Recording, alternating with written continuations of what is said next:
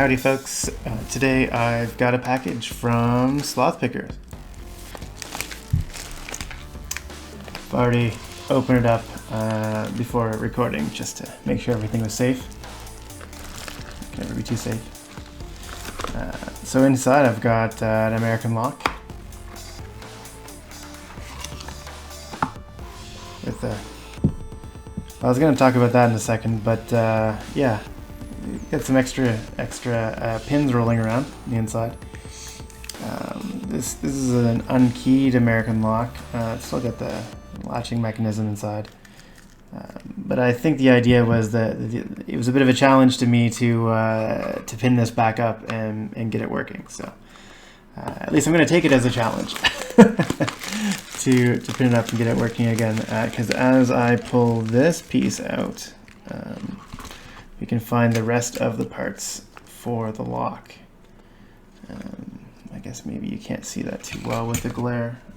Just pull this over here.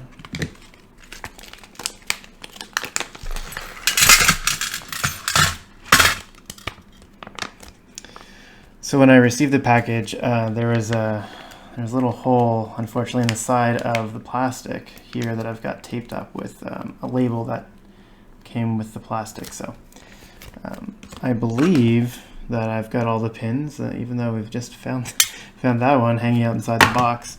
I don't think there's anything else as far as pins go hanging out inside this package, but there's definitely a few more goodies. I like that Slothpicker's sticker, so fortunately I've got a nice Slothpicker fridge magnet or computer magnet, I suppose. I think it's safe to stick magnets on computers now. That's probably okay now. Slothpicker stickers and the original Slothpicker stickers, which I imagine, since these are the originals, they'll be worth something someday. So I'm very happy to have those in my collection. But yeah, let's just take a quick look here at what we've got. So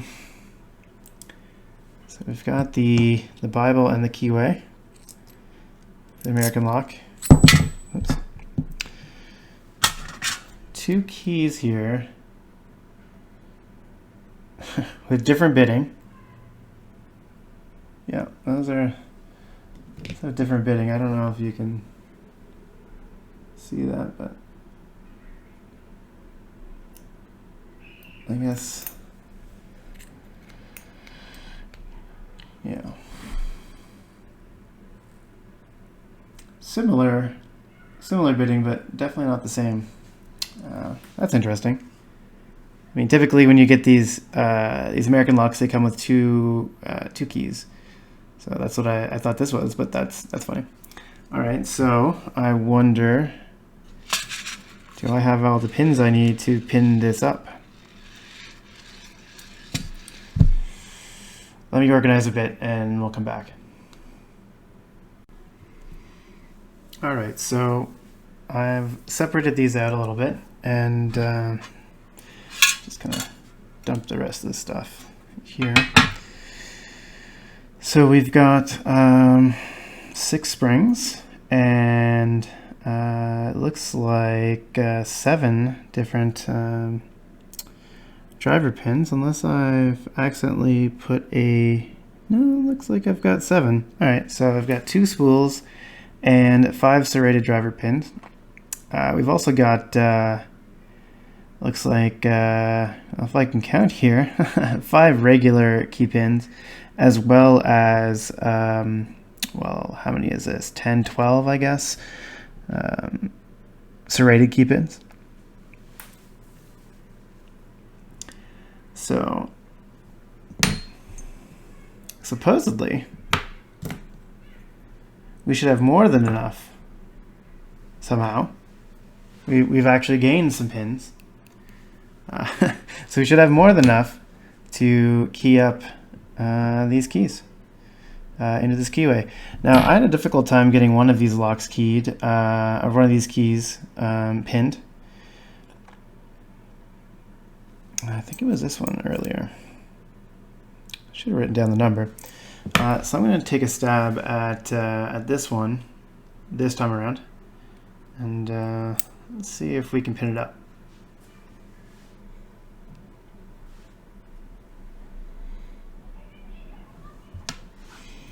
I'll save you the boredom of me trying to find which pin goes where, because this is all trial and error. Oh, also, before I do that, I want to point out one more cool thing that was at the bottom of my Slothpicker bag. I had this cool button, Slothpicker's the original. So I'm sure that'll be worth a fortune someday. I'm gonna keep that right there for now. Just tuck that away. All right, so let's see if we can pin up this key.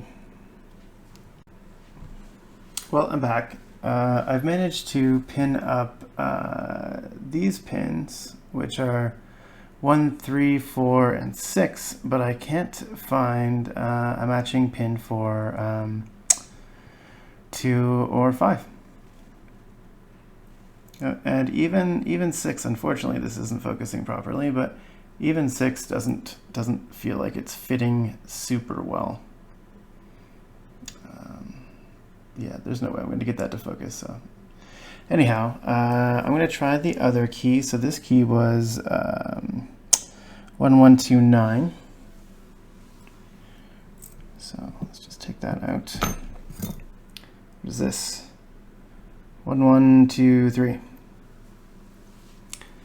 Okay, let's see how far the existing bitting gets us. Not too bad. All right, well, I'm going to see what I can figure out for this bidding, and we'll come back.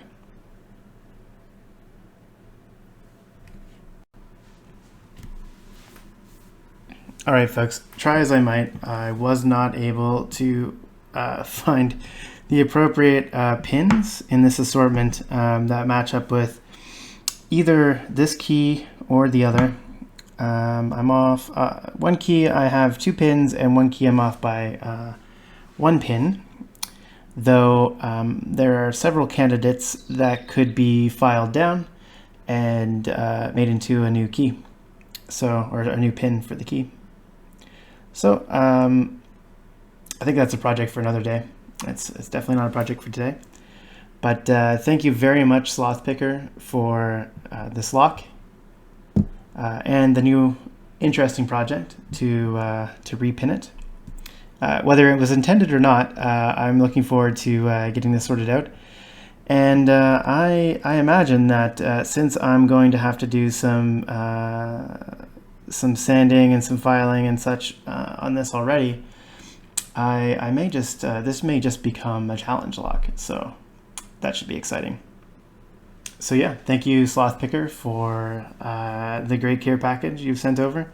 I really enjoy the button. I'm gonna find a good place for this on my bag, and I've already taken the Slothpicker's magnet from this collection here and affixed it to my desk, where I'll see it every time I enter my room.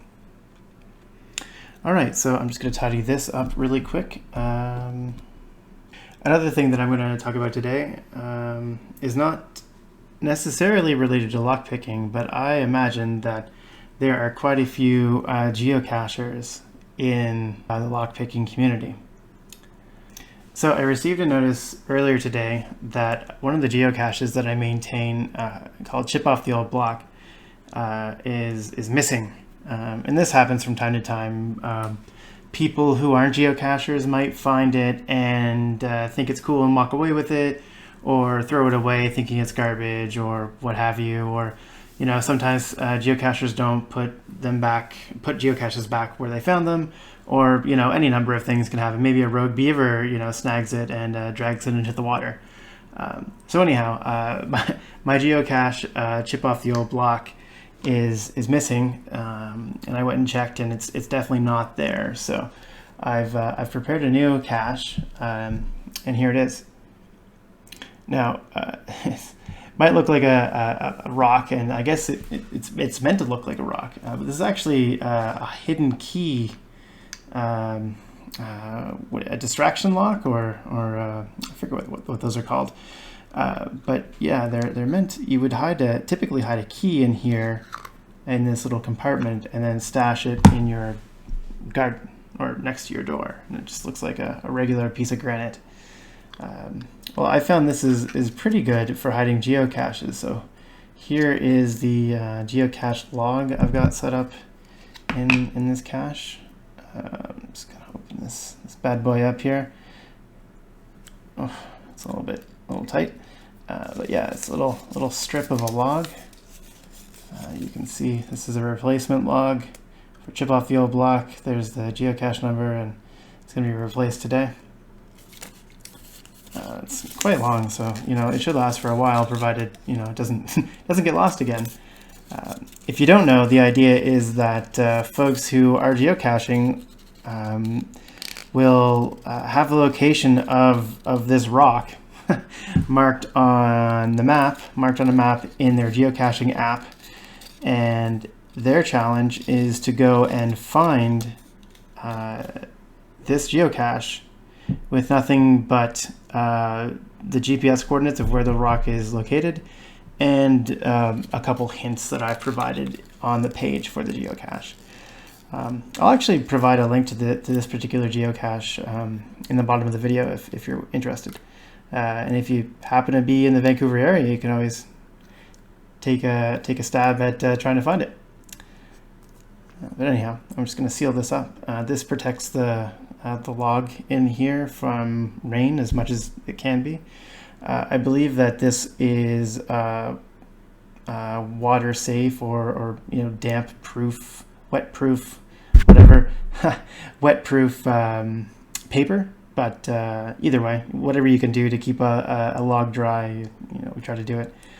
And yeah, so I'm just gonna pop that in the bottom of this fake rock, seal it up, and then there we go. I'm gonna go place that in this little hidey hole this evening once all the normies are in bed.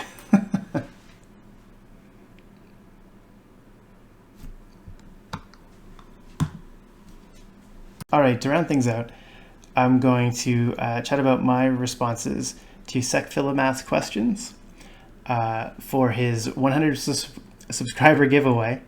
This week he asked 2 questions. First, what is your favorite lock to pick? And second, what lock do you wish you could get an open on? Now, I might be cheating here, but I'm going to say the same lock. This guy here, this American 1100. I've been picking on this guy for, I've got about 3 or 4 hours into this now. I'm trying to learn security pins, as well as, just picking better locks. I've also been working on this master lock, and truth be told, I have quite a few more hours in this master lock than I do in this American lock, but I don't think I like picking this. There's not much tension. There's nothing trying to spin the keyway back. There's a lot of force trying to spin this American lock keyway back, but there's nothing here, and I don't really enjoy that very much. I also find that honestly, the bidding fairy, well, definitely gave me an interesting challenge. So, to be honest, I wish I could get an open on both of these, but this is the guy I'm going for. This would give me my blue belt and a lot of satisfaction to open this lock up. So yeah, that's my answer. This American, or you know what? Once I finish this guy off, this American 1100, either of these guys. Anyhow, thanks a lot, secPhilomath, and looking forward to next week's questions. All right, cheers.